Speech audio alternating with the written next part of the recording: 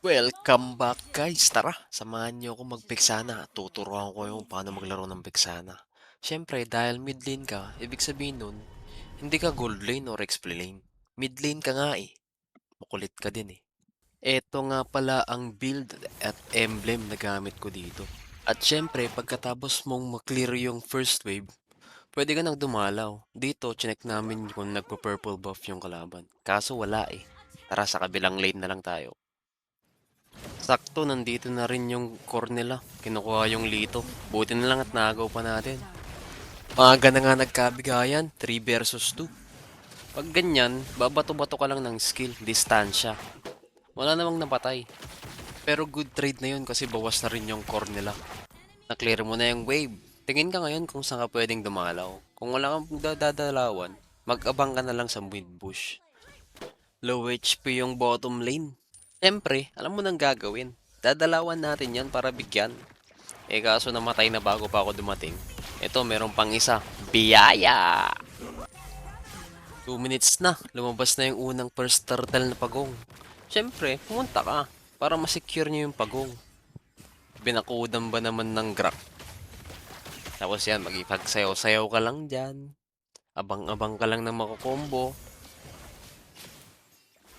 Pag nakita mo na nagsama-sama na sila, batuan mo na ng skill. Tingnan na itong gagawin ko dito. Yan! Oh, babato-bato mo lang yung second skill dyan.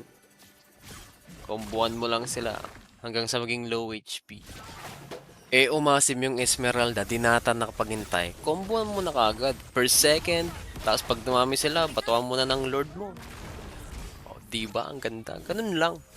Nakapatakas pa nga yung Cyclops. Sayang ba yun? Pag ganitong mga walang ganap, alam mo na yung gagawin. Magabang ka sa bush, baka mayroong biyayang padating. O, ito na yung sinasabi ko. Biyaya. Hintayin lang natin lumapit. Tapos komboan mo na kaagad. Pang, nakita niyo yung ginawa ko? Dinelay ko yung pagbato ng Lord para mag-chain CC yung Cyclops ng kalaban. After that, pagkatapos nun, mag-abang ka. Tingnan mo kung may parating na biyaya. Eh, walang dumating. Clear mo na lang yung wave mo. Tapos dalaw ka na lang ulit. Sakto, may bakbakan sa taas. Tara, rumespak tayo dun sa kanila. Julian, parang Estepanan Galawan, kaso Cyclops hindi mabibigyan. Yung Grak talagang pinagpipilitan, gustong patayin. Angela na combo ng Julian. Nice one. Sunod na rin natin tong Esmeralda. Bigyan na natin. 1-2 combo. Boom, sabog. 5 minutes pa lang ng laban, pero ang dami na kagad nangyayari. Bakbakan kung bakbakan. Ito nga pa lang yung second turtle, oh. Tignan nyo dito yung gagawin ng Julian. Boom! Biyaya! Meron pang madadami na civilian. Angela mabibigyan. Esmeralda at Angela. Boom! Binagsakan ng Lord. Kala mo makakatakas ka pa. Pang! Sabog. Panibagong clash na naman. Bakbakan. Tingnan yung gagawin ko dito.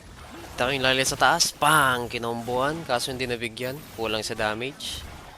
Pag ganung mga clash, pag nakita nyong malapit sa inyo yung damage dealer nila, MM, ganun. Tsaka agad yung bigyan nyo. Itong Esmeralda, gagawa pa ng pangarap. Ako pa yung gustong labanan. Pang! Shot patuloy yung nabigyan. 6-0 na tayo mga kaibigan. Sayang din natin naabutan yun ah. 10 minutes and 35 seconds in, nakuha na yung Lord.